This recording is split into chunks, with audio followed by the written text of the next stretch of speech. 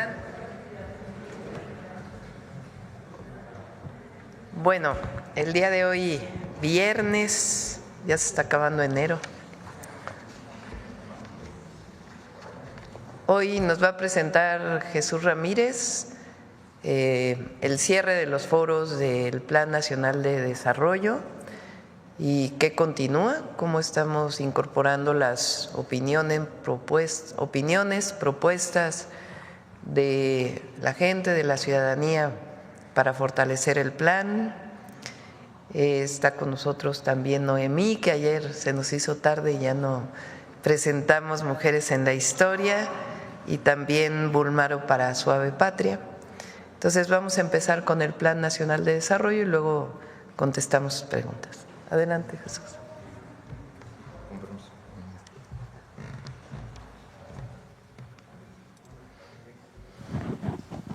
Sí, buenos días, Presidenta. Buen día a todos, compañeros periodistas y quienes nos siguen en las redes sociales.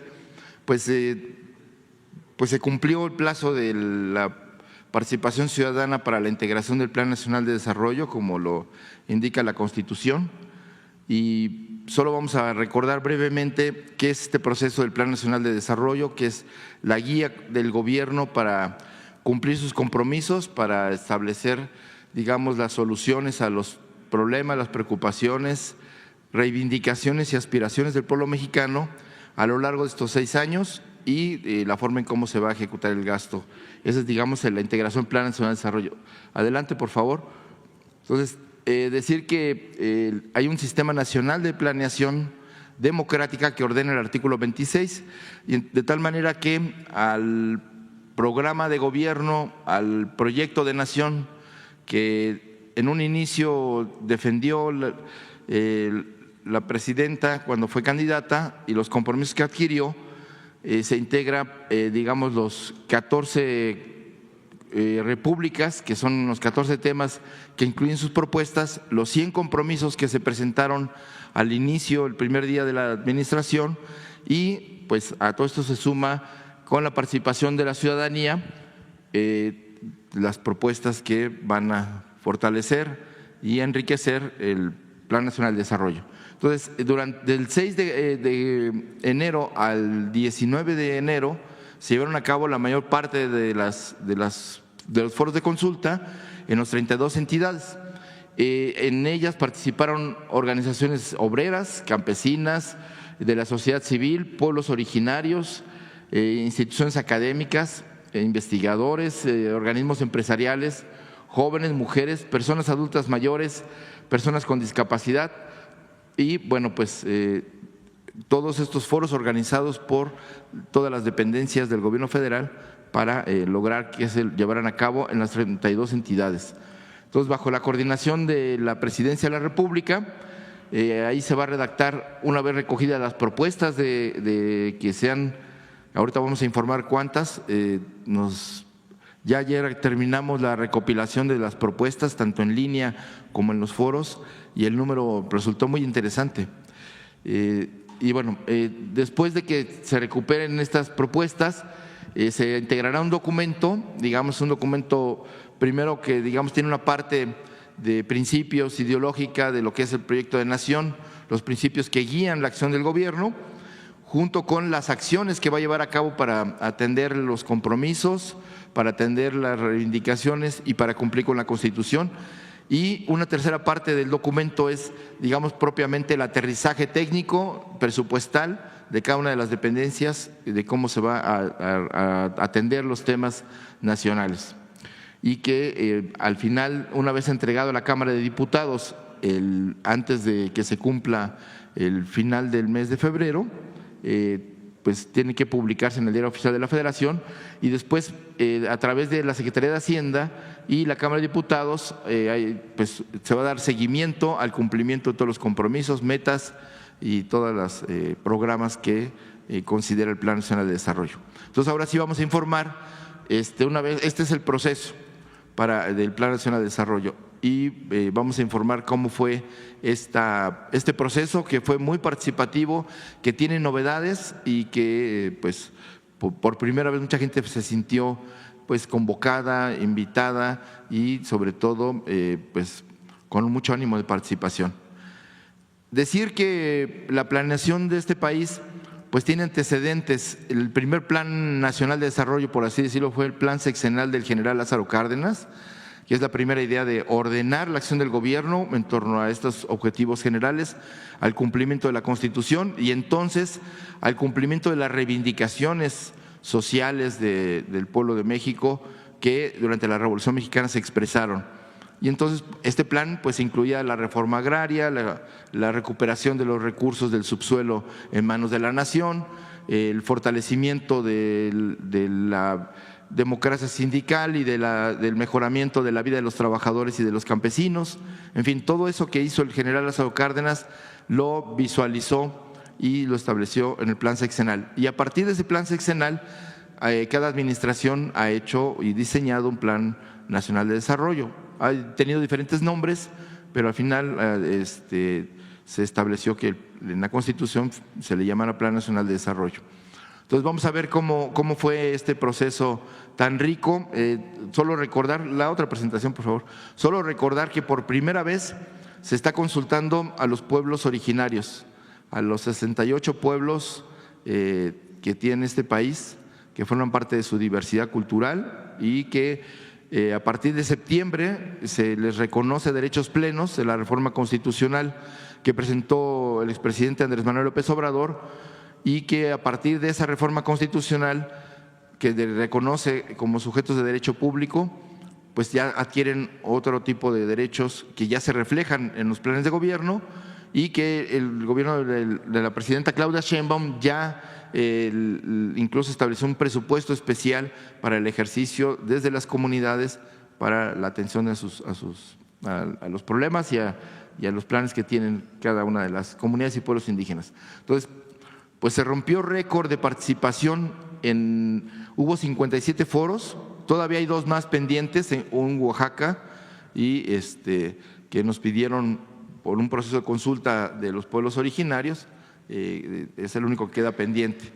Pero bueno, se hicieron ya 57 foros presenciales en los 32 estados y ya haciendo el recuento de los participantes, fueron 53,000 personas que participaron en este proceso de reflexión, de propuestas y de discusión sobre los temas, los diferentes temas que involucran al país, que involucran a la sociedad y que 22,000 de ellos participaron de manera virtual, o sea, hubo conexión, hubo transmisión directa de todos los foros, todavía en las redes sociales, quien quiera consultar qué se discutió, qué se dijo, cómo fue, incluso cuánta gente participó, ahí está por un lado en la página de Planeando Juntos y en las redes sociales de las diferentes dependencias, ahí quedó establecida la memoria de este proceso de consulta.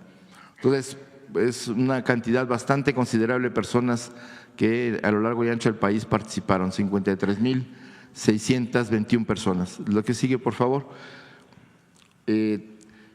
También es inédito el hecho de que se recibieron 10,526 propuestas. Dicho sea de paso, en cada uno de los foros, de los 47 foros que se hicieron, hubo participación, mesas especiales para los temas de los pueblos originarios, para el tema de los derechos de las mujeres, de la igualdad sustantiva y el tema de la tecnología, porque era un tema transversal, pero también temas como las personas con discapacidad se incluyeron en todos los foros bueno, no en todos los foros, pero en casi todos los foros hubo participación sobre estos temas. Entonces, de las 10,526 propuestas, pues están incluidas en los ejes generales del Plan Nacional de Desarrollo, que es gobernanza con justicia y participación ciudadana, desarrollo con bienestar y humanismo, economía moral y trabajo y desarrollo sustentable, así como lo que decía de los ejes transversales que atraviesan todas las políticas públicas. Lo que sigue, por favor.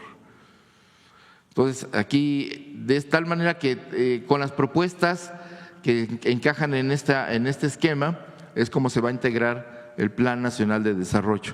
Entonces, un agradecimiento pues a los ciudadanos que participaron, a las organizaciones que elaboraron, a los académicos que hicieron su trabajo de pues hacer propuestas, pensar, hacer diagnósticos, y sobre todo a las dependencias que pues se abocaron a organizar con la participación y ayuda de los gobiernos locales de los 32 estados. Los gobiernos se involucraron en la participación y la organización de estos foros de consulta. Y bueno, pues esto es lo que podemos informar de manera muy puntual.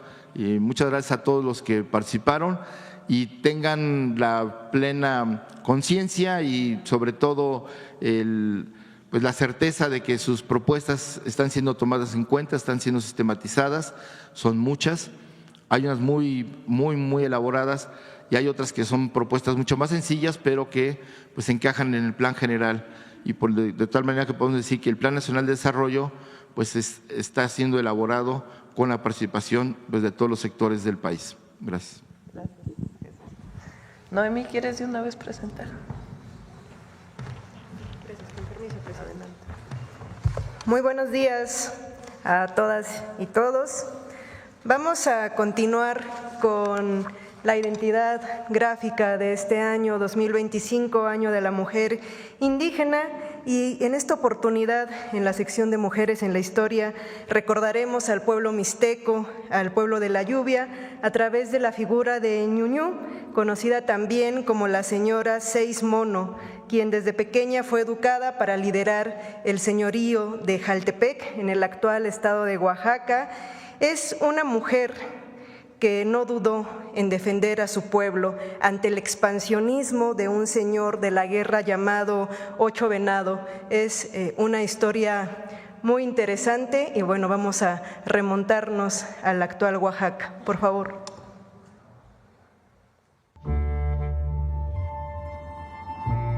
Ñuñú, o la señora Seis Mono, así conocida por su fecha de nacimiento, fue una guerrera y gobernanta mixteca del Yujuy Tayú o señorío de Jaltepec, quien vivió del año 1073 al 1101 de nuestra era. Última hija de la señora Nueve Viento y el señor Diez Águila. Sus hermanos fueron sacrificados víctimas de la guerra y ella quedó como única heredera del señorío de Jaltepec. La señora Seis Mono, Quechquemitl de Serpiente, estuvo bajo el cuidado del sacerdote señor Diez Lagartija Hacha de Jade, sabio consejero quien la crió y educó. Ella emprendió un viaje de preparación para su cargo político. Al cumplir 10 años, Ñuñú fue propuesta para mantener una alianza matrimonial con Once Viento Jaguar Sangriento. En los años que siguieron, la señora Seis Mono se dedicó a preparar su boda. Como parte del rito prenupcial, los novios se bañaron en el río. La boda se consumó cuando Ñuñú tenía 16 años. Pero antes, en su camino con la comitiva nupcial rumbo a la casa de su prometido, la señora Seis Mono se sintió amenazada por los mensajeros Seis Lagartija y Dos Lagarto. Interrumpió el viaje de su casamiento y fue a consultar a la señora Nueve Hierba, quien le aconsejó iniciar la guerra y le entregó un escudo atravesado por una flecha ensangrentada. Ñuñú combatió y tomó prisioneros que sacrificó frente al cerro de Jaltepec. En honor a sus hazañas militares, dejó de ser Quechquemitl de Serpiente y pasó a ser Quechquemitl de Guerra, nuevo sobrenombre con el que se casó con Once Viento Jaguar Sangriento. Se sabe que la señora Seis Mono inició una campaña de guerra para defender su territorio contra el poderoso señor Ocho Venado que buscaba expandir su señorío. Una muestra de que las mujeres también han empuñado las armas para defender a su pueblo y enfrentar a los poderes de su época. La historia de la señora Seis Mono es parte de la memoria del pueblo mixteco Ñuu Sabi, pueblo de la lluvia, y parte de la memoria de todas y todos los mexicanos. Quedó registrada en el Códice Añute o Selden, un manuscrito pictográfico y plegable que mide alrededor de 4 metros y fue parte de un documento más extenso, uno de los 6 códices mixtecos que no fueron destruidos con la conquista. Así es, la cápsula que hoy presentamos rescata la vida de esta mujer mixteca, así como el contexto en el que vivió y las tradiciones y costumbres de uno de los pueblos emblemáticos de nuestra historia. La vida de la señora Seis Mono fue registrada en este códice Añute, el cual fue adquirido por el anticuario John Selden y después donado a la Universidad de Oxford en Inglaterra en el siglo XVII. Las 20 páginas que comprenden este documento relatan el origen mítico de Jaltepec y da cuenta de sus dinastías, de las alianzas políticas, así como de las guerras de la región, pero finalmente queremos recuperar la historia de esta mujer, de la señora Seis Mono, que nos permite conocer que los aportes de la historia que los aportes de las mujeres en nuestra historia responden a las necesidades del contexto en el que vivieron. Por ejemplo, como lo mencionamos en la primera cápsula de esta identidad gráfica, la Reina Roja pues destaca en este esplendor de Palenque. Tecuichpo pues fue precursora también de la emancipación de los indígenas y ahora Ñuñú, la señora Mono, Seis Mono, nos recuerda que sin importar la época, la adversidad, las mujeres no han dudado en defender a su gente, en defender a sus pueblos. Ñuñú es testimonio de la fuerza y la valentía y la sabiduría de las mujeres que a lo largo de la historia han sido fundamentales y pilares fundamentales en la defensa y la resistencia de sus comunidades. Muy buen día a todas y a todos. Muchas gracias. ¿Cuánto, presidente? Muy bien, vamos adelante. Acá. Presidenta, buenos días. Soy Teremora Guillén, corresponsal de Grupo Intermedia, al que pertenecen el Canal 44 de Ciudad Juárez, Chihuahua, el 33 de Tijuana, Baja California y el 66 de Mexicali. Tengo dos preguntas. Primero, en casos concretos de Baja California y Chihuahua, en donde Grupo Intermedia tiene canales de televisión y con el propósito de apoyar las acciones del gobierno federal, ¿cuántos albergues se tienen contemplados y cómo se tiene garantizado el abasto de alimentos, de electricidad, agua y contarán con calefacción ante las inclemencias del tiempo? ¿Y estos albergues qué capacidad van a tener? A ver si me presentan a ver si está la presentación que hizo Rosicela, el día que presentaron aquí los centros de atención que le llamamos.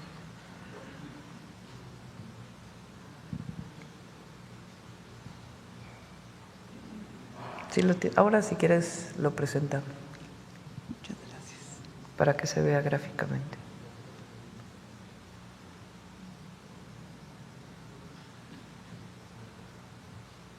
Si quieres vamos con la siguiente y ahora… La siguiente pregunta, Presidenta, al ser considerados los cárteles como organizaciones terroristas, ¿se entiende que persona u organización vinculado directa o indirectamente con algún cártel está bajo investigación directa, esté donde esté por parte del gobierno estadounidense?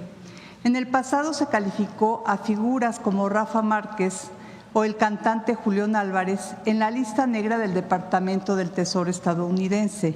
¿Qué medidas tomará el gobierno de México ante futuros casos como estos, Presidenta? Todavía no está el decreto que firma el presidente Trump.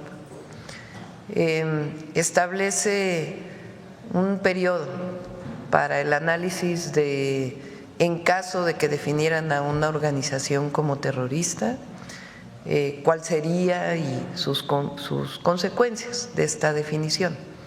Nosotros tenemos un equipo de abogados que está haciendo el análisis por las implicaciones diversas que pudiera tener.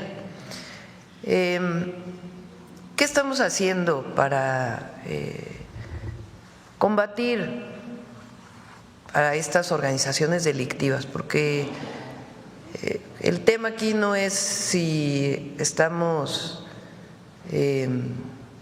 si ayuda, vamos a ponerlo así, la definición de organizaciones terroristas más allá de la propia definición a combatir a estas organizaciones. Esa es, digamos, la pregunta. ¿Y cuáles serían las implicaciones? Porque finalmente, ¿qué es lo que ha manifestado públicamente el presidente Trump? Que no quiere que llegue fentanilo a los Estados Unidos. Pues nosotros no solo no queremos que llegue fentanilo a Estados Unidos, sino no queremos que llegue a ningún lado. O sea, nosotros estamos combatiendo a estos grupos criminales y lo que queremos es la colaboración y la coordinación. Las decisiones unilaterales no ayudan, lo que ayuda es la colaboración. Entonces, lo que estamos haciendo es un análisis jurídico de qué implicaciones tendría para pues, diversas organizaciones que no están vinculadas y que pudieran con esta decisión generar un problema económico, digamos, y en todo caso hacerle un planteamiento a Estados Unidos, que es lo que estamos trabajando, de cómo colaborar juntos, cómo coordinarnos para disminuir la violencia en México, evitar el tráfico de armas de Estados Unidos a México y al mismo tiempo pues evitar que llegue esta droga a los Estados Unidos o a cualquier joven de cualquier lugar del mundo. Entonces, ¿qué estamos haciendo nosotros? La campaña contra el fentanilo, el trabajo del Gabinete de Seguridad, que es muy importante, la incautación histórica que se ha hecho de esta droga y otras drogas como las metanfetaminas y otras drogas, y el planteamiento es la coordinación, la colaboración en el ámbito del respeto mutuo y el respeto a nuestras soberanías. Y además tenemos un grupo de análisis de abogados que está haciendo estos análisis. Entonces, ¿cuál es el mensaje? Es ¿ayuda o no esta definición a evitar que el fentanilo llegue a cualquier joven de cualquier lugar del mundo? ¿Y ayuda esta definición a combatir a estos grupos criminales o no? Y en eso es en lo que estamos trabajando y en esta comunicación que estamos teniendo con el gobierno de Estados Unidos y que se va a fortalecer una vez que, digamos, se asiente el gobierno de Estados Unidos, que lleva, ¿qué? 4 días, ¿no? 5 días, desde el lunes, y que pues ya habrá los grupos de trabajo de alto nivel conjunto que nos permita colaborar, coordinarnos para la construcción de la paz en nuestro país, evitar la entrada de armas a México, evitar la llegada de fentanilo a cualquier lugar, a cualquier joven, a cualquier persona, y al mismo tiempo pues ir construyendo la seguridad y la paz con justicia. Muchas gracias, Vamos a ver si están los albergues. Nada más el mapa, que por cierto ahí estaba mal puesto Mexicali y Tijuana. Ahí está. En Baja California son 2 centros de atención que tienen en algunos lugares más espacios para albergues, o sea, porque albergues que te quedas ahí, ¿no? Y el objetivo no es que permanezcan ahí mucho tiempo las familias, depende de ellos, es voluntario o la persona, sino que los podamos trasladar ya con un empleo y todos los apoyos que se están dando a su lugar de origen o a donde ellos decidan. Entonces son 2 en Baja California, Tijuana y Mexicali, 1 en Nogales, Sonora, 1 en Ciudad Juárez, 1 en Nueva Rosita, en Coahuila, 1 en El Carmen, Nuevo León, y 3 en Tamaulipas, Matamoros, Reynosa, Nuevo Laredo.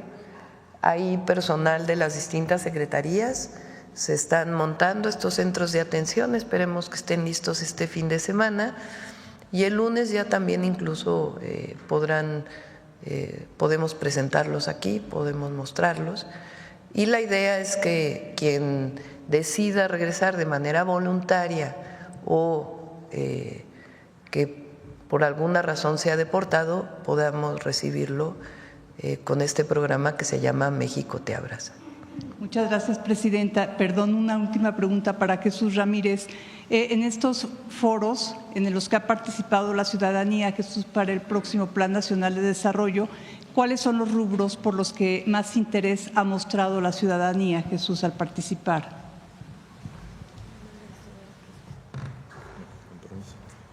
Sí, bueno, hay yo no lo mostré en ahorro de tiempo, pero por ejemplo el foro indígena, participaron los 68 pueblos, el foro fueron cerca de 4,000 personas entre representantes de las comunidades, las autoridades de las comunidades, los consejeros de los pueblos, además de delegaciones de diferentes regiones que acudieron por motu propio y por su pie a participar. Entonces, en el caso de los pueblos indígenas se desbordó porque además en cada uno de los 57 foros hubo una mesa dedicada a los pueblos indígenas para que la perspectiva de cada uno de los temas de energía, de proyectos de infraestructura, en materia de propuestas económicas, en fin, todos los aspectos que aborda el Plan Nacional de Desarrollo estuviera el punto de vista de los pueblos originarios.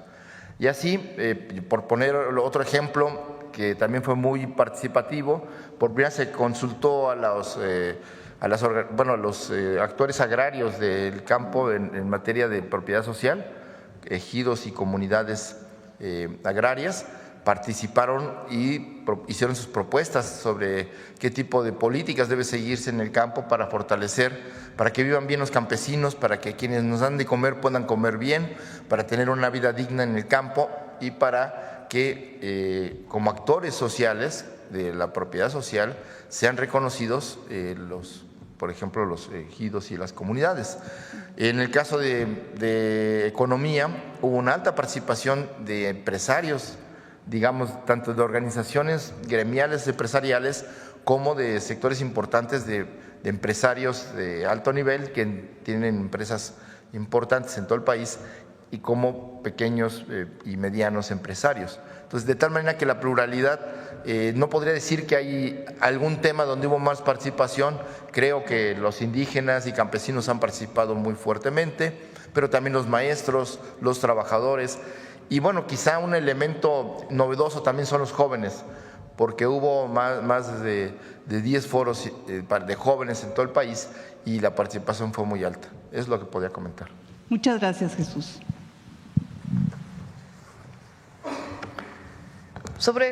Me quedé con sobre este tema que preguntaste de catalogar a algún grupo criminal como terrorista. Nosotros consideramos que no ayuda, sino que lo que ayuda sería la colaboración y la coordinación conjunta.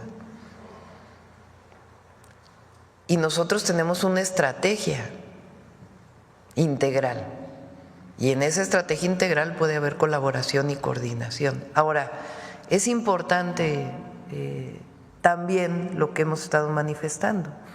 El asunto del consumo del fentanilo no solo es un asunto de grupos criminales, es un asunto también de salud pública y de atención a la causa. ¿Por qué hay consumo de fentanilo en los Estados Unidos y no aquí, en los niveles? Y ahí lo hemos manifestado, aquí hay un apoyo familiar, cosa que no ocurre de la misma manera en Estados Unidos. Y además nosotros hemos hecho esta campaña, a ver si la ponemos, Pau, otra vez, la campaña que está hoy en medios de comunicación y en muchos lugares.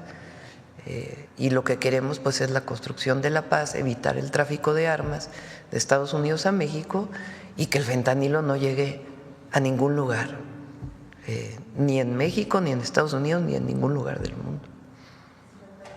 Gracias. Gracias. A ver si ponemos la…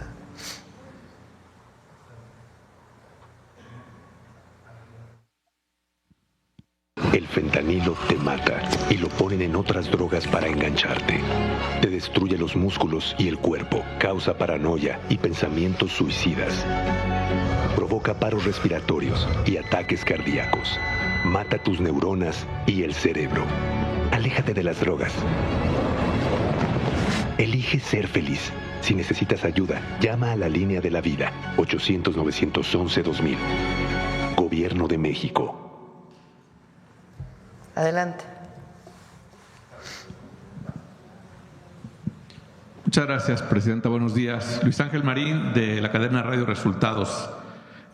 Sobre el tema, primero, preguntarle a Jesús, hablaba Jesús de pues que el foro del tema de las comunidades indígenas y afromexicanas había sido los más concurridos.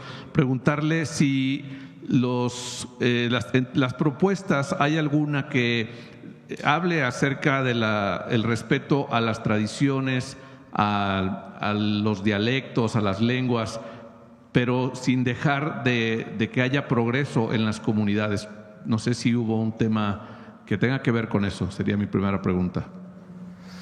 Esta idea de que el progreso va en contra o por encima, vamos a ponerlo así, de las comunidades indígenas, nosotros no estamos de acuerdo con ellos. Esta idea de hace mucho tiempo de que el progreso tenía que ver con dejar de ser una comunidad originaria. Y no, pues nosotros hablamos de progreso con justicia. Y la justicia tiene que ver con la recuperación, el reconocimiento de los pueblos originarios y de los pueblos indígenas. ¿Qué sería?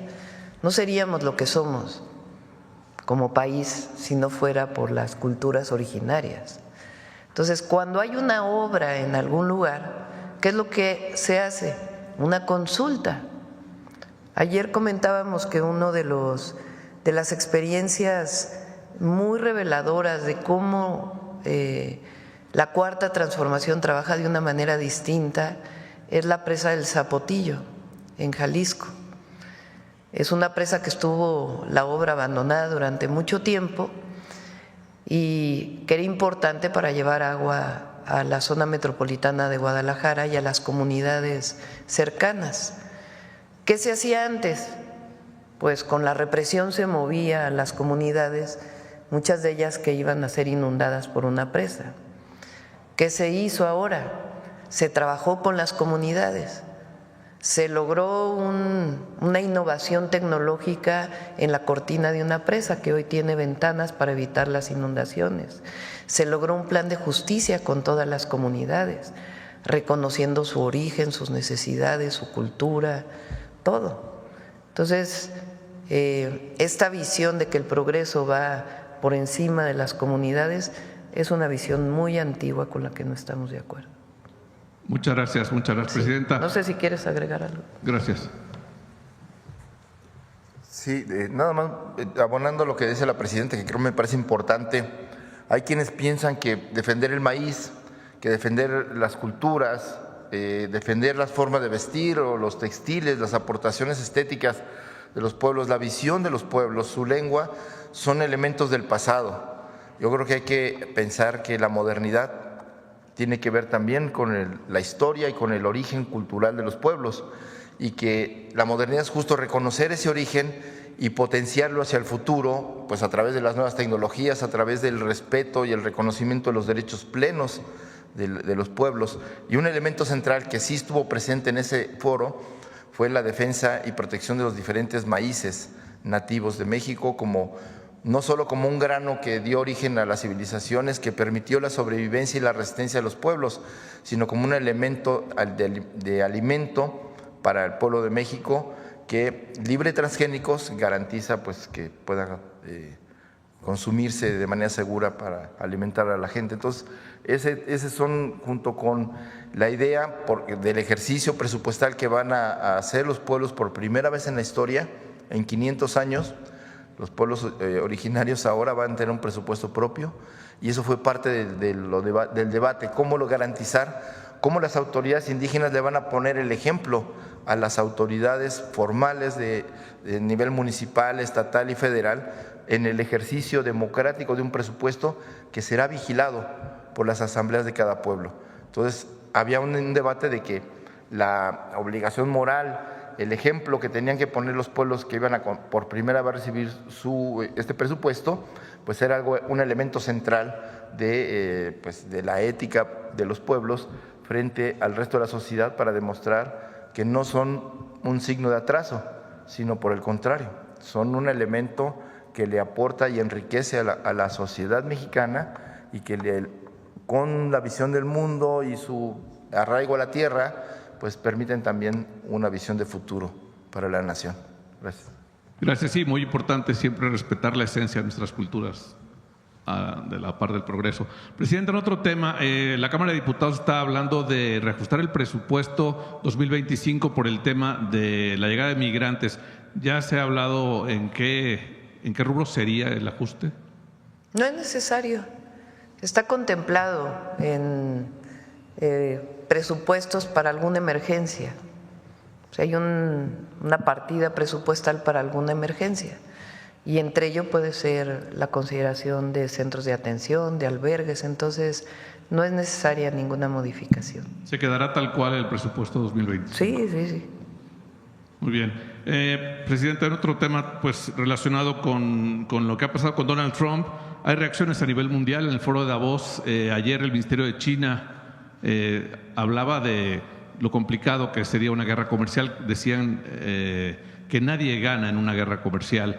Y el día de ayer, la directora general de la OMC, Ngozi Okonjo, hablaba también de esto, que es complicado, que una guerra comercial tendría consecuencias catastróficas para el crecimiento mundial. ¿Cuál sería su comentario al respecto? Pues yo no veo una guerra comercial. Bueno, esto en referencia a lo que pretende Donald Trump con Canadá, con México, con China también. Bueno, ayer habló de otra manera de México, por cierto. Sí, ya cambió un poco, afortunadamente, sí. El tema. Ahí sí. Habló de eso, gracias. Sí. Bueno, el presidente Trump tiene su visión del uso de los aranceles, tanto económica como frente a una negociación con un país. En el caso de México, lo que hay pues es colaboración, cooperación, coordinación con respeto a nuestras soberanías en todos los temas, en el tema de migración que les interesa a ellos y además nosotros tenemos una estrategia desde que entramos al gobierno que es un avance, una continuación con algunas cosas nuevas de la estrategia de migración que siguió el presidente Andrés Manuel López Obrador, siempre con acuerdos con Estados Unidos, en su momento con el presidente Trump en su primer periodo, después con el presidente Biden y ahora nosotros en este diálogo pues con los acuerdos que tengan que tomarse y además nuestra propia definición en el tema de seguridad, también la coordinación, la colaboración en el marco de nuestras soberanías, pero siempre buscando pues los objetivos comunes en el marco de cada uno y nuestra visión de que la atención a las causas es fundamental, además de disminuir la impunidad en esta estrategia de 4 ejes. Y en el tema comercial, pues como lo he dicho, el decreto que él firma en este tema en particular con México plantea pues que inicie la revisión del tratado que tiene su revisión en el 2026. Entonces, por eso creo que ha sido bueno el planteamiento que hemos hecho de que veamos las cosas con calma y que tengamos esta comunicación estrecha con el gobierno de Estados Unidos, que cada vez será pues más establecida de manera, digamos, institucional, formal, con la nueva administración y que se está dando y que se va a seguir dando. Ayer el Wall Street Journal publicaba algo acerca de que Trump estaba presionando con los aranceles porque quería adelantar las negociaciones del TEMEC. No sé, ¿usted tiene algún comentario sobre esto? ¿México estaría preparado para sentarse a negociar en caso de que se adelante? Y si también esto es posible dentro de lo establecido ya en el TEMEC, Presidenta. Muchas gracias. Pues está para el 2026 y el decreto que firmó el presidente Trump lo ratifica. Entonces, en el momento en que se establezca la relación entre el secretario de Economía y el secretario de Comercio de los Estados Unidos para poder iniciar pláticas, pues en ese momento iniciaremos pláticas. Pero la opinión que dio el presidente Trump en Davos sobre México, pues habla de la relación comercial que hay entre México y Estados Unidos, que es muy importante. Y el propio tratado. Gracias. Acá. Hola, buenos días, Presidenta. José Leveña, de Publimetro. Ayer no sé si pudo ver que Elon Musk reposteó un mensaje en el que se vincula a Carlos Slim con el narco. Parece que últimamente todo lo que tiene que ver con México está vinculado con el narco y el sufijo narco es narcopresidente, narcopresidenta, narcoempresario. Me gustaría saber su opinión sobre esto que está pasando de que se vale todo en redes sociales y se hacen acusaciones al aire y esto puede repercutir también en el valor de las empresas en México. Primero, es falso. No hay ninguna investigación contra el empresario Carlos Slim o sus empresas. Entonces, ¿de dónde sacan eso?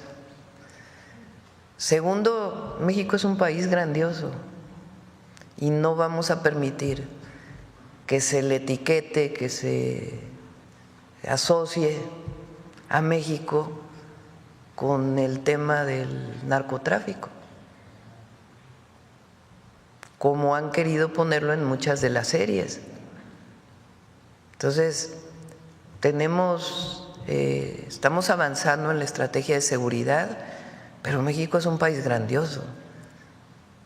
Somos una potencia cultural. Nuestras familias son solidarias, nuestros pueblos son originarios y solidarios. Se recupera la grandeza de México. Y por eso este himno migrante me gustó mucho, porque es el legado de grandeza lo que tenemos. Pues México además es la 12ª economía del mundo. Aquí se produce una gran cantidad de vehículos, se produce desde la producción primaria hasta los servicios. Ayer presentó Josefina que aumentó casi en 8% el turismo en el cierre del 2024 frente al año anterior. Y muchos de los que vienen a México son ciudadanos estadounidenses que vienen a gozar de la grandeza de nuestro país, de sus playas. En la Ciudad de México ha aumentado muchísimo el turismo. Entonces, México es un país grandioso y tenemos que estar muy orgullosos. Y este asunto de que en una red social se ponga una palomita, un corazón a algo que es falso, pues no ayuda. Entonces, y aquí también hay muy buenos empresarios en México y empresarias que invierten todos los días en nuestro país. Entonces, no estamos de acuerdo con eso. Y la defensa de México siempre, de quienes somos, y además, repetimos, es falso, tan es falso, pues que no hay ninguna investigación en ningún lugar del mundo. Por otro lado, en el tema también de las persecuciones, como usted ha comentado que en Nuevo León hay problemas con la Fiscalía, últimamente se está haciendo una persecución política a Alejandra Morales, que se presentó como candidata al municipio de San Nicolás de los Garza por Movimiento Ciudadano. Hoy se la trata de vincular a proceso y se trató de aplicarle prisión preventiva y solo no se le ha aplicado por el hecho de estar embarazada. Me gustaría saber su opinión sobre el uso de las fiscalías en temas políticos. Se la acusa por violencia política. Las fiscalías tienen que hacer investigaciones con base a pruebas, con base a las carpetas, a las pruebas que tienen para construir sus carpetas de investigación. Entonces, el uso político no debe ser, pero no conozco este caso, la verdad. No podría yo determinar, tendría que determinar la Fiscalía. La declaración por la que se le acusa es que le dijo a Liliana Olivares del PAN: definitivamente es vergonzoso que mujeres como ella estén en cargos de poder para no poder, porque realmente no puede tomar ni siquiera una decisión. Y por eso es que se le está ¿vinculando al proceso?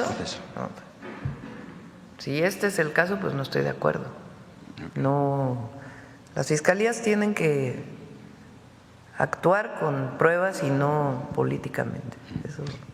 Y ya por último, ayer, previo a los 100 días de gobierno de Clara Brugada, se entregaron los primeros apoyos a los varones, de 60 a 64 años.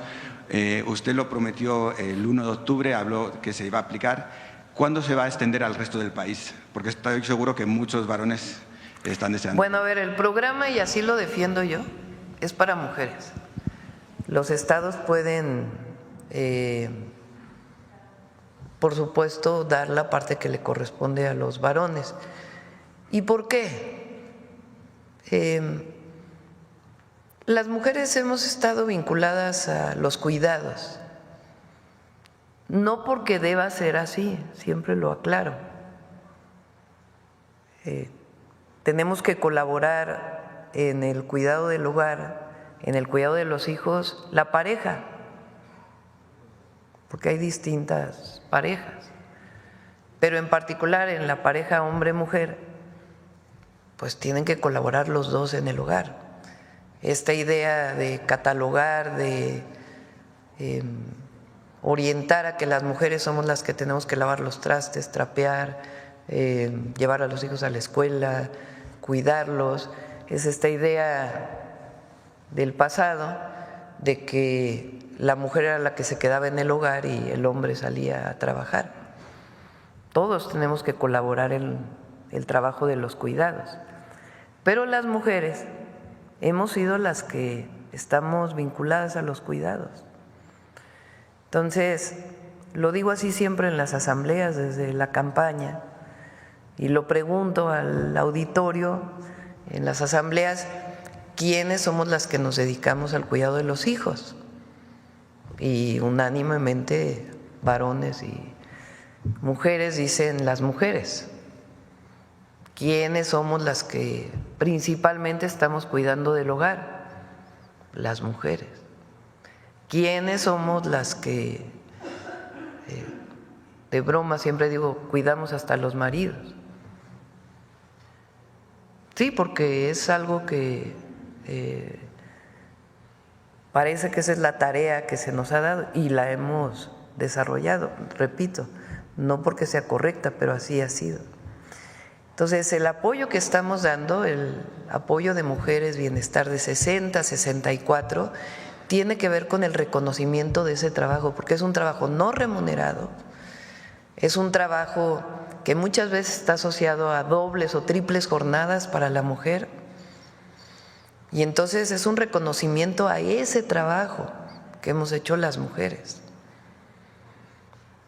Y además permite que las mujeres tengan un apoyo económico que a veces no tienen porque esperan que la pareja le dé el recurso para poder tener sus propios gastos.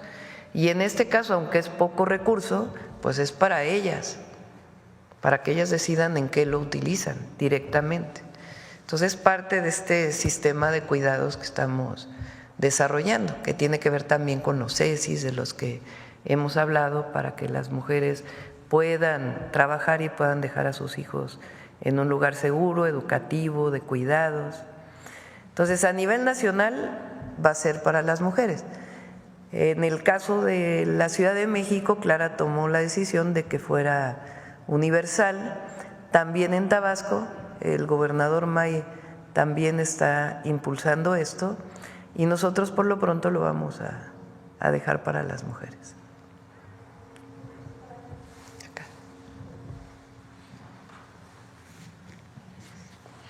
Muy buenos días, doctora Janet Galindo, de Grupo Transmedia La Chispa. Primeramente, quisiera saber, en cuanto a este Plan Nacional de Desarrollo, en torno a la participación de los jóvenes, ¿qué porcentaje aproximadamente fue la participación de los jóvenes? Y también en los foros que se llevaron a cabo en cuanto a las escuelas, tengo entendido que también estuvieron participando padres de familia. ¿Cuáles han sido las mayores demandas por estas personas, jóvenes y padres? Gracias. Bueno, fue muy fuerte y muy alta la participación de jóvenes, tanto de zonas rurales como de de las ciudades. Y bueno, pues las demandas van desde la educación, mejorar el proceso de educación. Se habló mucho del tema de la construcción de la paz, del tema de adicciones, que es un tema que preocupa porque pues las nuevas sustancias o las formas en las que las nuevas drogas están entrando a las escuelas, pero también a los procesos de trabajo, pues están afectando ya a pues, sectores del campo como de la ciudad. Y al mismo tiempo, bueno, pues hay demandas de promover mayor acercamiento a la cultura, contra el centralismo cultural que luego las capitales de los estados tienen, de acercar la cultura a todas las regiones, de también tomar en cuenta lo que se hace, el trabajo, la creatividad de los jóvenes que no tienen forma de darse a conocer más allá de las redes, entonces también buscar formas de promoción cultural, de formación y de exposición de sus trabajos. Más o menos, y temas de deporte que pues apertura más de espacios públicos, de lograr que haya una infraestructura pues suficiente para hacer deporte, para poder también convivir y hacer de los espacios públicos y deportivos pues espacios donde se promueva la salud, el buen vivir y la comida sana. En algún momento dado, en cuanto a la recuperación de la cultura, y se ha pedido recuperación también en las escuelas de lenguas maternas, de lenguas indígenas también. Bueno, en el caso de los pueblos originarios, ya hay una universidad de los pueblos y de las lenguas. Está el INALI, que promueve, digamos, el conocimiento y digamos, la publicación de diccionarios y del conocimiento de la lengua, la promoción de la misma.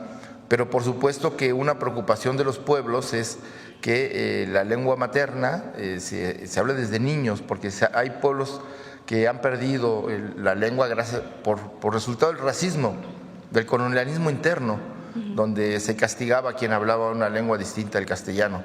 Entonces, ahora vivimos fenómenos muy distintos, por ejemplo, de personas de la comunidad maya que hablan maya, pero hablan inglés, pero no hablan castellano. Entonces, producto de las migraciones. Entonces, ya hay fenómenos que sí, hay una petición de que se promueva la educación desde la primaria con lengua, y que también en la universidad pues una de las opciones de aprendizaje de la lengua no sea solo el inglés, sino una lengua originaria. Entonces, sí hay esta reflexión y estas propuestas para fortalecer las lenguas maternas originarias de México. Ok, muchísimas gracias, Presidenta. Pues en otro tema, ayer el Comité de Evaluación del Poder Judicial de la Federación informó que no acatará el fallo del Tribunal Electoral, y así también está pidiendo pues la intervención de la Suprema Corte de Justicia. Nos gustaría saber su opinión en torno a este tema, doctora. Presidenta, perdón. Doctora. Sí. Claudia. Doctora, presidenta.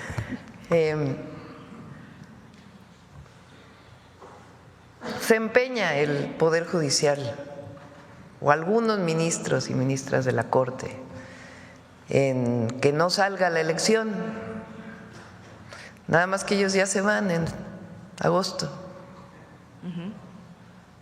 Ahora, ¿qué pienso? Que hay que resguardar los derechos de quienes se inscribieron. Digamos, ya el Tribunal Electoral definirá qué procede en el caso de esta negativa. A nosotros nos parece realmente absurdo, porque ¿por qué abren esa es la pregunta? Abren la convocatoria, nombran a su comité, ponen reglas, porque los amparos pues supuestamente ya venían, ¿no? Y a la mitad del proceso lo cierran. Hay que preguntarse por qué, a quién afectan. Pues a las personas que se inscribieron con el Poder Judicial.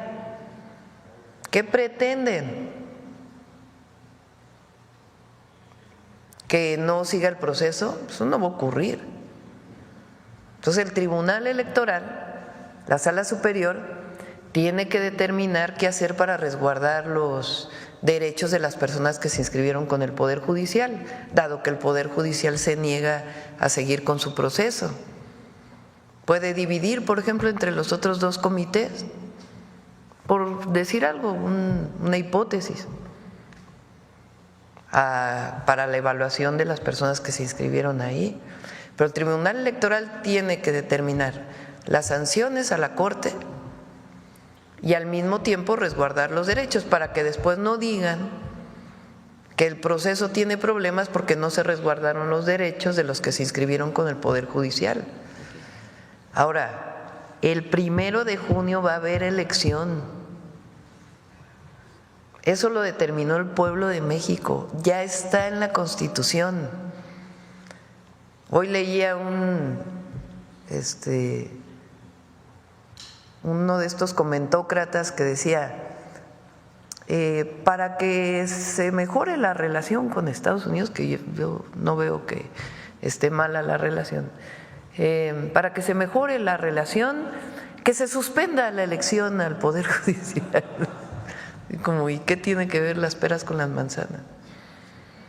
Entonces, va a haber elección porque está en la Constitución, porque así lo decidió el pueblo de México. Y porque va muy bien el comité del Poder Ejecutivo, que por cierto, a las 3 mujeres del comité del Poder Ejecutivo, todo mi reconocimiento, porque, como les había dicho, el doctor Quijano tuvo un problema de salud, recientemente tuvo un problema de salud también, no grave, el doctor Saldívar, y las 3 mujeres siguen ahí trabajando. Entonces todo mi reconocimiento porque han hecho un trabajo extraordinario y ellas ya van a determinar, ellos y ellas, quiénes van a quedar el 31 de enero. El Poder Legislativo también va avanzando muy bien. El Poder Judicial, pues que el tribunal diga, porque quedan pocos días, de una vez que resuelva qué va a ocurrir para salvaguardar los derechos de quienes se inscribieron en el Poder Judicial y luego no digan que tiene problemas todo el proceso porque no se resguardaron los derechos. Entonces que resuelva y a lo mejor los otros 2 comités pueden ayudar. Y ya sobre los ministros y ministra de la Corte que no quieren, pues digo ya, lo bueno es que ya en agosto ya deja su espacio para que entre un nuevo Poder Judicial elegido por el pueblo de México. Muchísimas gracias. Y en otro tema, no sé si nos pudiera comentar o profundizar un poquito más sobre la llamada que tuvo ayer con el presidente de Brasil, con Lula da Silva, cuáles fueron los temas de mayor trascendencia. Muchísimas Hablamos gracias. Él hizo la llamada y agradezco mucho. El presidente Lula es pues un hombre extraordinario que es un símbolo no solamente de Brasil y la lucha progresista, sino también de América Latina.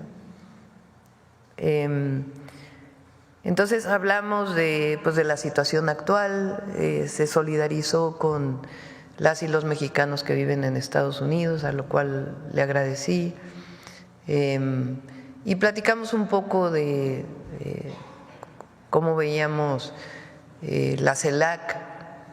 La CELAC es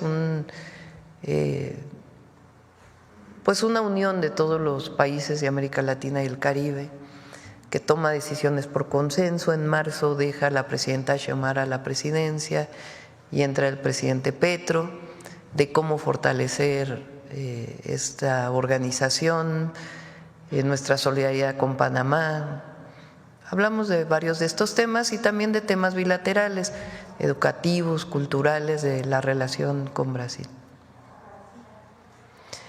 Me invitó a que asistiera a Brasil, le dije que pues ya le agradecía muchísimo y ya lo veríamos, y también pues evidentemente la invitación a que pudiera venir el presidente Lula, pero ya lo iremos viendo.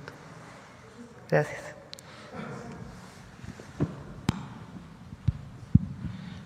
Presidenta, muy buenos días. Ramón Flores, del Centinela Informa de Humanoid. de Inglaterra y funcionarios que la acompañan. Retomando el tema del compañero de la Fiscalía de Nuevo León, existe en el estado de Nuevo León una tremenda crisis de seguridad jurídica que se ha ido agudizando a medida que las fuerzas políticas predominantes siguen tratando de tener mayoría en el Congreso local para conservar el control de la Fiscalía General de Justicia y el Tribunal Superior de Justicia y con ello impedirle al Poder Ejecutivo que pueda gobernar. Ambas instituciones de procuración de justicia están controladas de manera mafiosa por los partidos de oposición en aquella entidad, por el PRI y por el PAN. Hasta nuestra redacción llegan constantemente denuncias de violaciones a los derechos humanos de los neoleonenses perpetradas por los funcionarios de la Fiscalía, quienes en contubernio con los jueces penales siembran el terror de las personas que tienen la desgracia de acudir a dichas instancias. Como botón de muestra le traigo en esta ocasión el caso de una conocida empresa familiar con más de 70 años de servicio, la cual está siendo afectada por el actuar faccioso de la Fiscalía General de Justicia en complicidad con el Poder Judicial de dicho estado. Esto debido a que es del dominio público que estas instituciones son controladas por personajes políticos y funcionarios desde cuyos espacios de poder están alineados al priista Adrián de la Garza Santos, actual presidente municipal de la ciudad de Monterrey, capital del estado, quien aspira a ser el siguiente gobernador. Es del conocimiento por parte del Foro de Abogados que este personaje político, Adrián de la Garza Santos, es quien controla y dirige estas instituciones de justicia al grado de despojar a familias neoleonesas de sus bienes, quien usa a su hermano Filiberto de la Garza Santos y a su sobrino Filiberto de la Garza, ambos de profesión abogados, quienes fabricando delitos en perjuicio de ciudadanos de dicha localidad con el apoyo y contubernio de los titulares de tales instituciones para así lograr su cometido. Tenemos documentado, ahorita le voy a pasar todos los documentos a Paulina, que un asunto de carácter mercantil suscitado entre dos hermanos que disputan derechos societarios de la empresa, Adrián de la Garza, el presidente municipal, así como su hermano y sobrino, contra todo derecho, lo convirtieron en un asunto penal, acusando a uno de los hermanos de cometer el supuesto delito de despojo de la empresa familiar, siendo que dicho hermano es dueño del 50% de la empresa. El mecanismo que usan para apropiarse de grandes cantidades de dinero, propiedades y valores consiste en presentar denuncias y de inmediato decretan el aseguramiento de los bienes. Quienes, se los conceden son los jueces penales, Presidenta. El caso que le acabo de presentar es conocido ya por la gente de Nuevo León, porque además en esa trama se encuentra involucrado un licenciado de nombre Jorge Alejandro Treviño Garza, personaje conocido en el medio porque ha defraudado a varios empresarios. Señora Presidenta, la gente de Nuevo León le agradece que haya retomado la reforma que propuso el presidente Andrés Manuel López Obrador en materia judicial y están felices de que el primer domingo de junio van a votar a los jueces para que impartan justicia al pueblo y también esperan ansiosos que pronto se pueda reformar a las fiscalías para que el pueblo las elija, porque fíjese usted, Presidenta, que Nuevo León al fiscal interino lo nombró exactamente Adrián de la Garza y creemos que con la elección de fiscales vamos a avanzar mucho mejor en la procuración de justicia. Este sentir de inseguridad jurídica lo resienten también muchos empresarios que tienen la mala suerte de tener simpatías por otras corrientes políticas o ideológicas porque tienen intereses opuestos al grupo dominante de Adrián de la Garza. Señora Presidenta, ¿qué opina de lo que está pasando en el estado de Nuevo León en estas dos instituciones entre la Fiscalía y el Tribunal Superior de Justicia? Cuando estuve recientemente en Nuevo León, dije en mi discurso, acostumbro decir lo mismo, que no tendría por qué politizarse un asunto de seguridad y justicia, más allá de las denuncias que haces, que en todo caso se tienen que analizar. No ha podido ser nombrado un fiscal, entonces hay un fiscal interino y hay muy poca coordinación entre la Fiscalía y la Fuerza Civil de Nuevo León. ¿En qué se traduce eso? Pues que han aumentado los homicidios. ¿Y qué le interesa al pueblo de Nuevo León? Pues la seguridad y la justicia. Entonces debería de haber coordinación para garantizar la seguridad y la justicia, más allá de la disputa política que hay en Nuevo León, que en todo caso es a la decir de la gente. por quién vota en su momento en la elección. Pero el fiscal interino que esté ahora, si es que no hay acuerdo ahí entre las fuerzas políticas para nombrar un fiscal o una fiscal, pues tienen que dedicarse a su tarea de hacer carpetas de investigación para garantizar la paz y la seguridad. Y tiene que coordinarse, aunque no esté de acuerdo y sea de otro partido político, con el Ejecutivo para garantizar la paz y la seguridad en Nuevo León. Y ahí la coordinación con el Gabinete de Seguridad siempre está. Pero esta disputa de que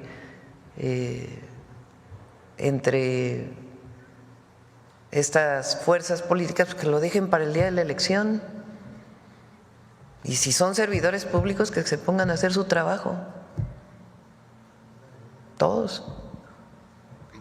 Presidenta, sobre este mismo tema, estas personas que están siendo afectadas por la Fiscalía y el Tribunal Superior de Justicia podrían ser apoyadas por su secretaria de Gobernación y su Consejería Jurídica para que ya no sufran más injusticias. Sí, Presidenta, que se acerquen a Atención Ciudadana. Ok, ahorita le paso también los datos sí, a Paulina.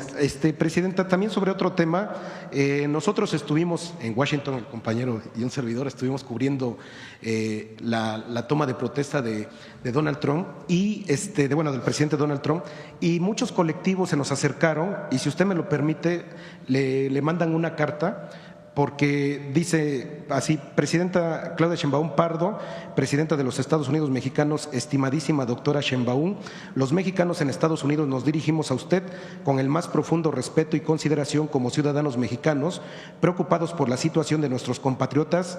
El DGT demanda la revisión de su anterior revisión que él demandó renegociar durante el sexenio del presidente López Obrador, siendo el mismo quien supervisó y aprobó el lenguaje final.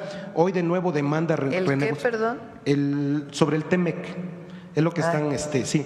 Lo que pasa es que no lo traducí, perdón. Y entonces dicen que la relación comercial entre México y Estados Unidos ha sido históricamente significativa. México es hoy el socio comercial número 1 de Estados Unidos desde la fundación de Hoy los mexicanos en Estados Unidos contribuimos con aproximadamente 4 trillones de dólares anualmente al Producto Interno Bruto estadounidense, de un total de 35 trillones anuales. Además, las remesas que se envían a México alcanzan hoy los 73 billones de dólares, y hoy es solo una parte de nuestra participación a la economía mexicana. La carta es un poco extensa, pero nada más me voy a enfocar en la pregunta que los migrantes le quieren realizar a usted, Presidenta, porque están muy preocupados por las deportaciones, ¿no? Pero ellos dicen que los dos países, y con el respeto que usted me merece a su investidura, lo voy a plantear como ellos me lo dijeron, que los dos países están muy ingratos con las personas, que Estados Unidos se beneficia de ellos con su mano de obra y México se beneficia con las remesas, pero que cuando ellos los expulsan o los deportan de Estados Unidos, no los dejan acceder a sus cuentas bancarias, no los dejan acceder a sus bienes muebles que ya tienen allá, y literal los tiran a México sin un solo centavo, con una mano adelante y otra atrás, como ellos me lo dijeron. Dice: ¿qué puede hacer sus funcionarios, Presidenta, para que se sientan a dialogar con los funcionarios de Estados Unidos y les digan que por lo menos, pues si ya los deportaron, que les den acceso a sus cuentas bancarias y que les den permiso, o que las cosas que ellos tienen en sus viviendas, que las puedan tener en sus manos? ¿Qué les podría decir a los hermanos migrantes? Pues tienen razón, migrantes? son de ellos. Entonces, es parte del trabajo que se hace, y además por eso los abogados y todo el fortalecimiento de los abogados en los consulados, para que desde allá se pueda hacer todo el proceso jurídico para, en un caso así, pues que puedan recuperar lo que es de ellos, que es producto de su trabajo. Y por eso el reconocimiento que hacemos de las y los migrantes, de las y los mexicanos que están en Estados Unidos.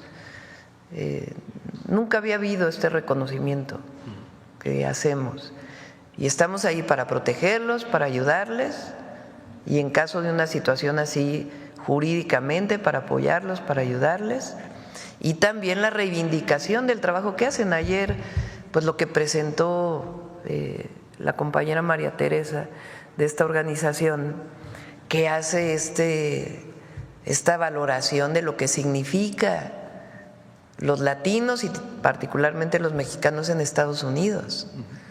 Entonces, ahí estamos para estar con ellos y también, porque ayer vi en la red que decían un mexicano en Estados Unidos que la presidenta no se preocupe mucho por nosotros, sino que se preocupe por el pueblo de México, los que viven en México. Pues nos ocupamos de los dos, no es preocupación, es ocupación. La responsabilidad de la presidenta es proteger a los mexicanos en cualquier lugar del mundo donde se encuentren, en nuestro país y en otros lugares, y particularmente en Estados Unidos. Y es con la Cuarta Transformación que hacemos un reconocimiento de las migrantes y los migrantes en Estados Unidos, lo que le dan a México y lo que le dan a Estados Unidos. Eso no había existido nunca. Fíjense, a ver, ¿por qué no pones lo de las deportaciones con los presidentes? Con Bill Clinton, ¿quién estuvo con Bill Clinton? ¿Qué presidente estuvo con Clinton mexicano? Cedillo. Fíjense, a ver si ponen la gráfica.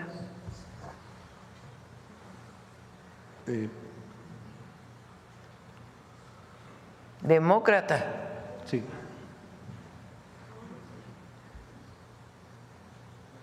Más allá pero estamos hablando de deportaciones de mexicanos a México.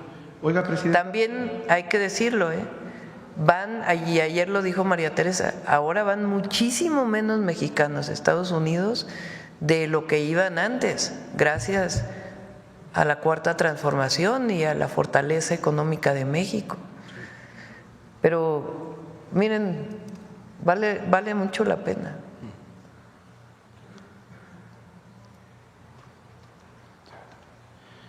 Presidenta, mientras está la imagen, me dejaría enseñarle una imagen de la Casa Blanca que está publicando en estos momentos, donde están criminalizando prácticamente a nuestros hermanos migrantes mexicanos y son menores de edad. ¿Me permite acercarle para que lo vemos ahorita, ¿sí? Si quiere. Okay. Ahorita le pido. Sí, porque están encadenados de manos y de pies y son menores de edad. Por eso hay que ver de qué se trata, porque. Pero es de la Casa Blanca. Hay que ver ahorita de qué se trata. Okay. Ahorita lo revisamos. Sí. Sí.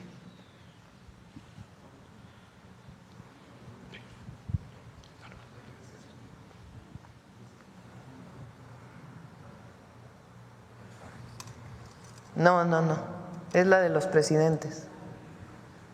Viene con todos los presidentes el número de deportaciones. Ahorita lo revisamos. Sí. Muchas gracias, presidenta. Gracias. Sí.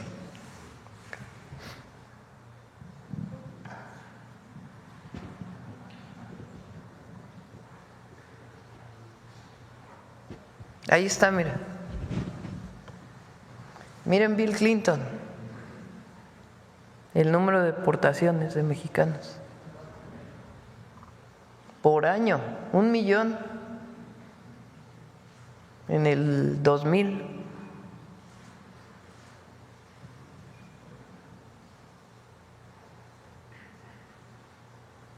Son 181,000 de los números más bajos. Porque ya no llegan más y además solo la comparación, que es importante. ¿Qué dijo Cedillo entonces de los mexicanos? Llegan 2,000 diarios. 2,000 diarios. Entonces es muy fácil también para los partidos de oposición. Trataron de firmar un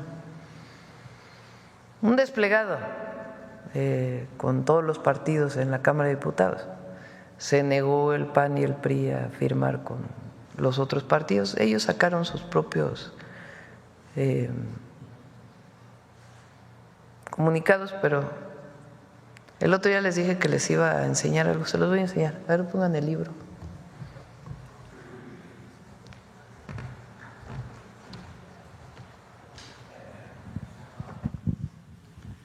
Miren, este es nada más para que, esto es histórico, no sé si conocen este libro de La Bastida, Francisco Labastida Ochoa, La duda sistemática, autobiografía política, epílogo de Luis Rubio.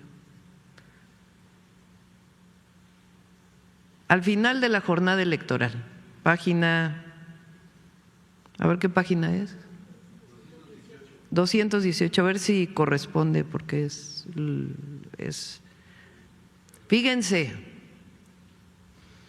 durante esas horas finales hubo mucha tensión al final de la jornada electoral, 2000 estamos hablando, ¿no? La elección de Fox. Me enteré de que el presidente Zedillo estaba grabando un mensaje. Le hablé y no me tomó la llamada. Líbano Sáenz sí me llamó, en parte para conocer cómo iba todo y en parte para disfrazar lo que Zedillo planeaba hacer. Cuando estaba iniciando mi discurso, la transmisión se interrumpió para pasar el mensaje del presidente Zedillo. Como resulta lógico, he reflexionado mucho sobre los hechos. Para los jóvenes, Francisco Labastida era el candidato del PRI a la presidencia de la República en el año 2000. Y como todos sabemos, ganó Fox esa elección. La primera vez que el PRI no ganaba la presidencia y que ganaba el PAN. Como resulta lógico, he reflexionado mucho sobre los hechos que se dieron ese día, como de interrumpir mi intervención cuando estaba dando el mensaje Labastida entre el mensaje de Zedillo. Y me pregunto, ¿fue casual que Zedillo me entregara el partido quebrado financieramente? También dudo de que fuera fortuita la falta de solidaridad al negarse que se difundieran desde mi campaña los logros económicos de su gobierno. No, bueno, sigue después, ¿verdad? Y sus instrucciones a los gobernadores para que torpedearan mis giras. ¿Qué lo motivó a Zedillo para, de acuerdo con este libro, boicotear de alguna manera la campaña de Labastida? ¿Qué lo motivó?, se pregunta Labastida en su libro. La razón principal podría ser esta: cuando el gobierno de Estados Unidos le hizo a México el préstamo de $40,000 millones para afrontar la crisis desatada por el error de diciembre, entre comillas, la crisis económica del 94, negociación que el presidente Zedillo gestionó personalmente. Se le demandó el compromiso, o sea, de parte de Estados Unidos, para prestar los $40,000 millones, dicho por Labastida, que el presidente Zedillo gestionó personalmente. Se le demandó el compromiso de propiciar la transición democrática y que para ello el PRI dejara de gobernar. La ciudadanía así lo quería y él entregara la presidencia a la oposición. No sé si lo conocía. O sea, en este libro, Labastida dice que hubo una negociación entre Estados Unidos, no dice quién, y Zedillo, de manera personal, para que a cambio del préstamo de los $40,000 millones para sortear la crisis del 94, el PRI entregara la presidencia. Por eso les digo que sí han cambiado las cosas. Nosotros defendemos la soberanía en coordinación, colaboración, y va a salir bien, pero siempre en la defensa de la democracia. Para todos aquellos que hablan de autoritarismo, la oposición, de la democracia. ¿Qué es la democracia? El gobierno del pueblo. Hay cosas que son básicas de principios. El gobierno del pueblo, por el pueblo y para el pueblo, la defensa de la democracia y la soberanía. Y lo digo por quiénes son los que hablan desde el principio de que se catalogara a los grupos criminales, de que entrara a Estados Unidos.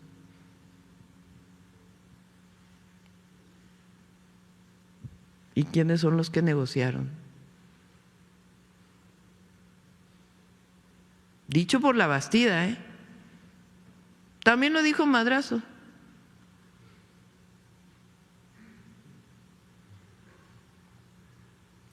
Se negoció alternancia con Estados Unidos, Roberto Madrazo, 2015.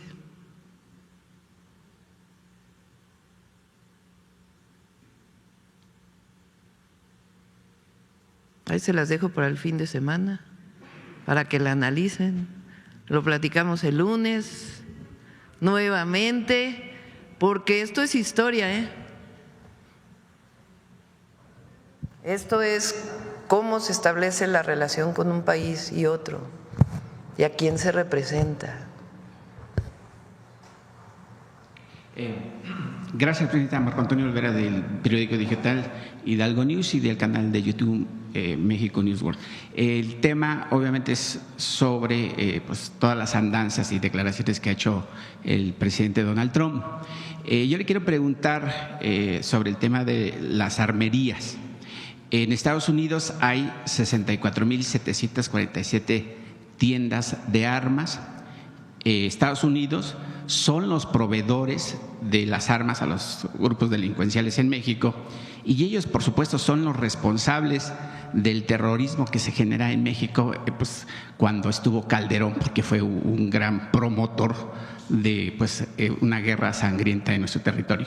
¿Cuál es el trabajo de su gobierno, que sé que está en ese tema, para el tema de las garitas, el tema del ejército, el tema de la marina? ¿Cuál es la corresponsabilidad de ellos? Porque al país, pues obviamente las armas no llegan volando, llegan a través del mar, los mares, a través de las garitas y por supuesto también en los aeropuertos. Presidenta, ¿cuál va a ser su trabajo, digamos, más fuerte en ese sentido para que no se permita la entrada de esas armas al país? Esa es la colaboración y la coordinación de la que hablamos con el gobierno de Estados Unidos sobre diversos temas y en particular uno que nos interesa mucho a nosotros, que es la entrada de armas de Estados Unidos a México. Mucho tienen que hacer ellos para evitar que esas armas entren a México. Entonces, por eso es la colaboración, que tiene que ver con fronteras seguras, que tiene que ver con atención a las causas, que tiene que ver con información, inteligencia e investigación en el marco del respeto internacional y el respeto a nuestras soberanías, pero con coordinación y colaboración para estos temas. Lo relevante aquí es lo que determinó el Departamento de Justicia de Estados Unidos, si mal no recuerdo, el 8 de enero, que reconoce que en efecto las armas incautadas a grupos criminales en México vienen de Estados Unidos. Y eso es lo que se ha estado insistiendo también desde el gobierno del presidente López Obrador. La demanda que hizo en su momento el canciller Marcelo Ebrard, hoy secretario de Economía, muy importante, a las armerías y a las productoras de armas. Entonces, es relevante pues en la relación México-Estados Unidos y el trabajo conjunto que se tiene que hacer para la construcción de la paz, siempre en el marco, repito, de nuestras soberanías. Además de ese convenio, digamos, o ese diálogo abierto de tú a tú de la presidencia que usted encabeza y obviamente Donald Trump, ¿cómo defenderá a México el hecho de que ya no, o sea, nos pueden decir, sí, ya no van a mandar armas, pero al final del día, pues los grupos delincuenciales y obviamente los grupos fácticos, pues hacen hasta lo imposible por cumplir sus cometidos, ¿no?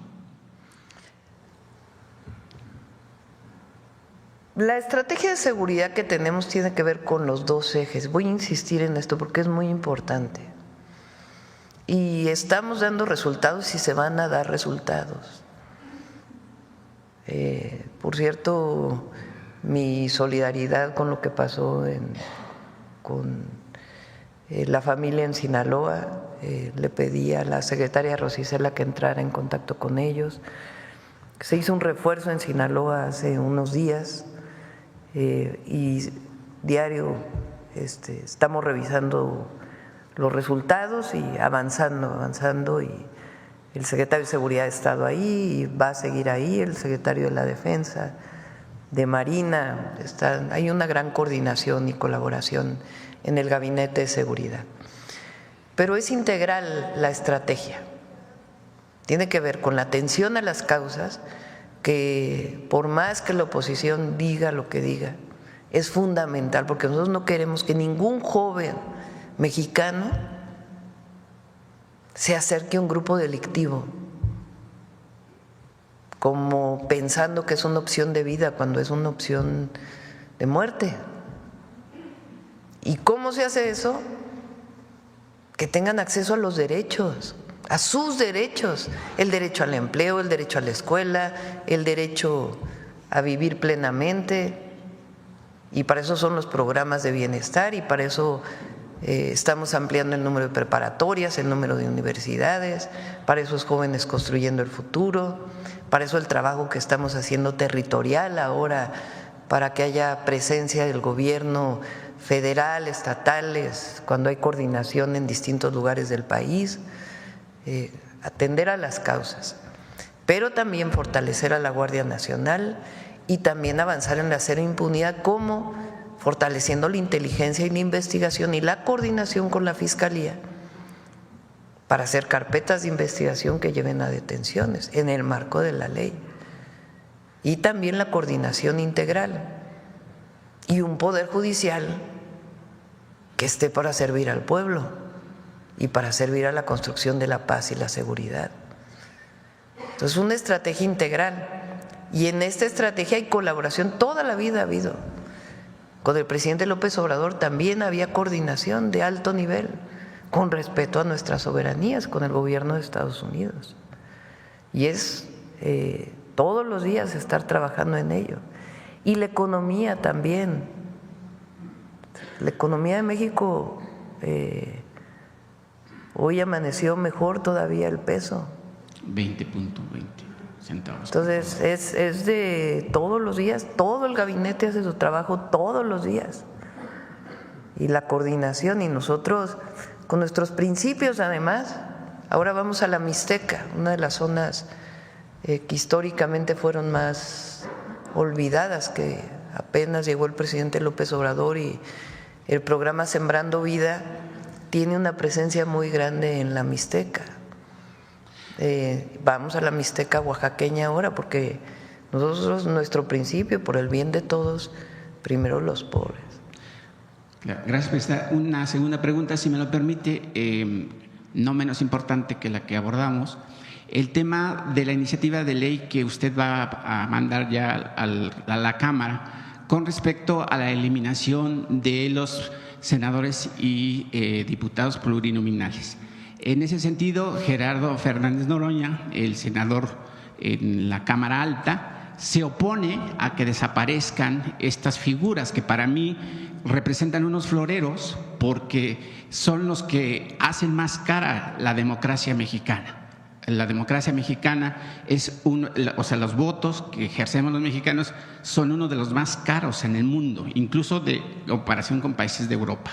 En ese sentido, presidenta, pues pareciera que Gerardo Fernández Noroña está dedicado a defender a gente pues entreguista, como son los diputados y senadores del PAN, la señora Telles, el señor Ricardo, la señora Rabadán y por supuesto ahí Sergio Mayer, que realmente pues yo no sé cómo llegó a la Cámara Baja. Él dice que usted lo llamó personalmente para que formara parte de las filas de Morena. ¿Cómo vamos o cómo se va a arreglar ese tema, Presidenta? Pues porque pues Gerardo Fernández Noroña defiende una posición que ya es pues obviamente anquilosada para la democracia mexicana y un proyecto que usted está encabezando que además va de avanzada. Primero vamos a enviar el de la reforma de no reelección y no nepotismo. Esa la vamos a enviar en febrero, que es una reforma constitucional para que en ningún puesto de elección popular haya reelección, regresar a la Constitución de 1917 y a una de las grandes consignas que movilizó la Revolución Mexicana con Francisco I. Madero. Entonces, esa es la primera. La segunda es no nepotismo. ¿Qué quiere decir? Que en los puestos de elección popular no pueda ser de manera directa en el siguiente periodo la elección de la esposa, el esposo, el hijo, la hija, familiares de manera directa en el siguiente periodo, porque se presta a que haya una continuidad y el uso de recursos para que quede un familiar. Entonces, esas dos reformas las vamos a enviar a principios de febrero y tienen que ver con reformas electorales. Y ahora estamos con un grupo de trabajo. Yo estoy en contra de las listas de plurinominales, porque para ser elegido, elegida, pues hay que trabajar en territorio, hay que ganarse el voto de la ciudadanía. ¿Qué plantea Gerardo? Que tiene que haber representación de las minorías, Por ejemplo, en el Senado, ¿cómo se conforma el Senado de la República? Se conforma con los dos representantes populares que ganan la elección, por el partido que gana la elección, y la primera minoría. O sea, si saliste en segundo lugar como senador o senadora, son dos personas las que aparecen en la lista, ¿no? El primer lugar y el segundo lugar.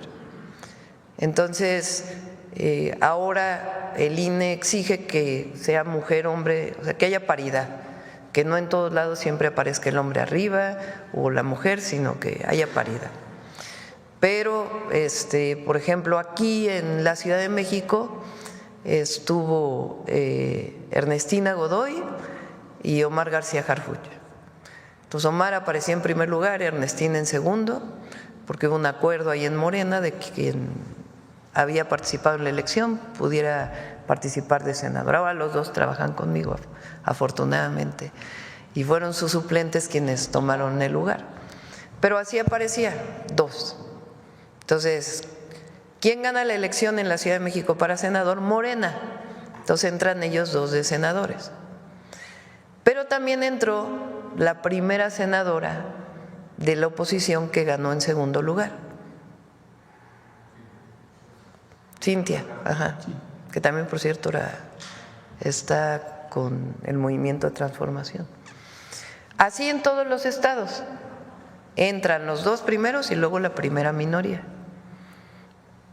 Ahí hay una representación de la minoría, de quien quedó en segundo lugar, como también ocurre, por ejemplo, en los casos de las presidencias municipales que entran por planilla y hay un porcentaje para cada partido. Entonces, Gerardo, ¿qué plantea? Que haya representación de las minorías. Habría que preguntarle a él si lo que defiende es la lista o la representación de las minorías. Entonces, lo que está, aparte en el Senado hay una lista. Entonces hay los dos que ganan, la primera minoría, y las listas de plurinominales. En el caso de la Cámara de Diputados, son 300 diputados y diputadas elegidos directamente por el pueblo, quienes ganan su distrito, y luego hay listas de plurinominales por circunscripción que depende, está establecido en la Ley de Procedimientos instituciones electorales quiénes son los que entran de la lista por circunscripción. Entonces, lo que yo planteo es que esas listas desaparezcan y que en todo caso se encuentre un esquema de representación de las minorías similar, por ejemplo, a la del Senado. Igual, por ejemplo, en la Ciudad de México, en el Congreso de la Ciudad de México entran algunos que quedaron en segundo lugar, pero que se vayan a elección, que se vayan a recorrer las calles, que se vayan a recorrer los poblados, los ejidos, las comunidades, a ganar el voto popular, a que la gente los conozca y que no sea parte pues de estas listas de los partidos que se hacen, pues que es de acuerdo a lo que decidan. Cada partido tiene su forma de elegirlos.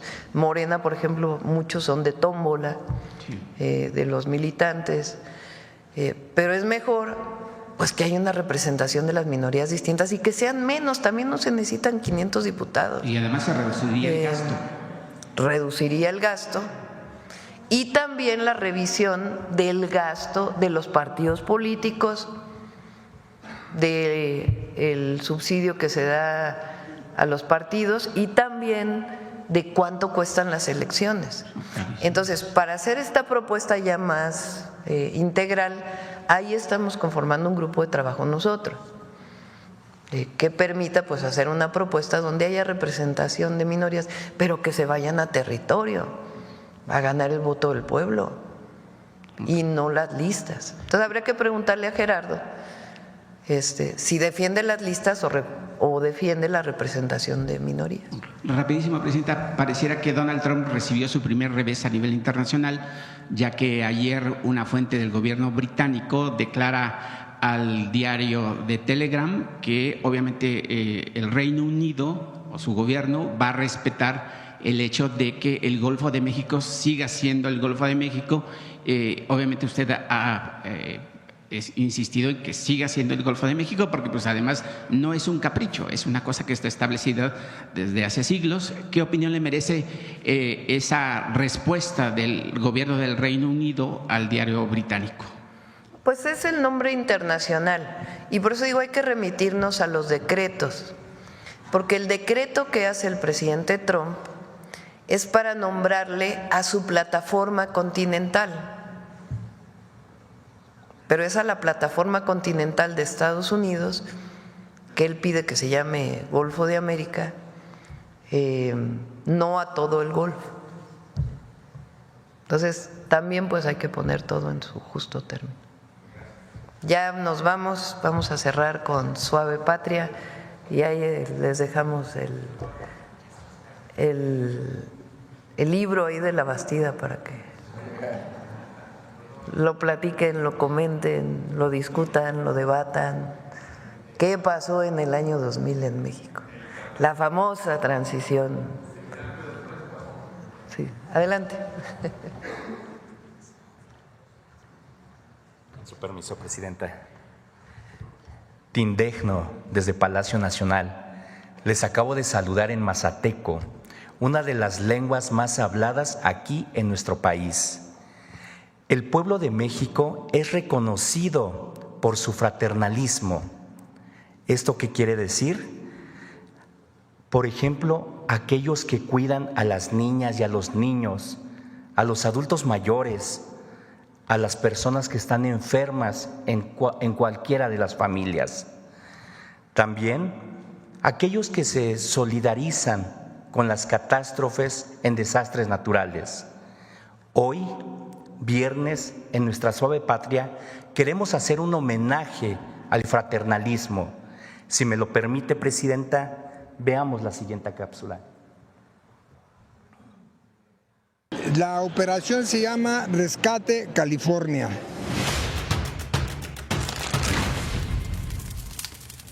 Héctor Méndez, presidente, fundador de Topos Azteca. Vamos a continuar nuestra labor que acabamos de concluir hace un mes en Valencia, España, y continuamos hacia California. Pasamos del problema de las aguas al problema del fuego. Algunos van a estar en el frente directo del fuego, que son los bomberos especializados, pero los Topos Azteca, como siempre, como en el volcán de fuego, como en el gran tsunami de hace 20 años en Indonesia, como en el ataque a Torres Gemelas, como los terremotos en Nepal, en Venezuela, como los deslaves en Brasil, etcétera, siempre Topos Azteca llegamos y nos sumamos al gran esfuerzo que genera ese gran motor que se llama amor y que se llama empatía. Esos somos los Topos Azteca, esos somos los mexicanos. El mexicano valiente, el mexicano entregado, el mexicano incansable. Aquí mi hermano con 80 años, yo con 78, y una de las nuevas generaciones, aquí el joven David, de nuestros nuevos valores. ¿Sí? Aquí estamos, la representación de Topos Azteca. Llegar y sumarnos, ¿verdad? Ver en qué más podemos ayudar y hacer las cosas de manera ética, profesional y ayudar a nuestros paisanos y a todos los que estén en esa parte afectada. Con la mira en ir a ayudar a nuestros hermanos, de la nacionalidad que sean y en donde se encuentren. En este caso nos sentimos más comprometidos porque California, como sabemos, es uno de los santuarios mexicanos donde están nuestros hermanos y tenemos que llegar ahora. Tenemos que llegar con toda la representación y la fuerza y el amor de los mexicanos que vivimos en este lado de la frontera. Allá vamos, hermanos, espérenos, los Topos Azteca, como siempre, vamos a ir a unirnos con ustedes a trabajar, a morir.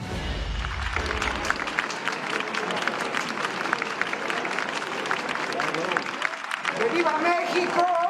¡Viva! ¡Viva México! ¡Viva! ¡Viva México! ¡Viva México! Como lo vimos en el video, cuando se trata de ayudar, el pueblo de México se une y no conoce fronteras. Nakochimi, muchas gracias. Gracias. Muchas gracias. Nos vemos el lunes. Adiós.